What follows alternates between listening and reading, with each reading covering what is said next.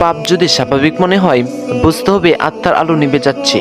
কখনো কি ভেবে দেখেছেন যে পাপ শুধু একটি ভুল নয়, এটি এক ধরনের অন্ধকার। একটু গভীরে চোখ রাখলে দেখতে পাওয়া যায় পাপ হলো সেই কুলসতা যা আমাদের আত্মার আলোকে আস্তে আস্তে নিভিয়ে দেয়। শুরুতে সবাই পাপকে ভয় পায়, একটি ভুল করলে বিবেক বেদিত হয়, হৃদয় কেঁপে উঠে, আল্লাহর সামনে লজ্জা পায়, রাতে ঘুম হয় না। কিন্তু একটা সময়ের পর দেখা যায় সে একই পাপ স্বাভাবিক হয়ে উঠেছে, আগের মতো আর অস্থির ফিল হয় না। আর যখন স্বাভাবিক হয়ে ওঠে তখন বুঝতে হবে আমাদের হৃদয়ের জানালা বন্ধ হয়ে গেছে, অন্ধকার সেই জানালায় ঢুকে বসে আছে, আর আত্মার সেই উজ্জ্বল দীপটি নিভে যাচ্ছে দিনকে দিন। আত্মা আল্লাহর পক্ষ থেকে পাওয়া সবচেয়ে পবিত্র উপহার।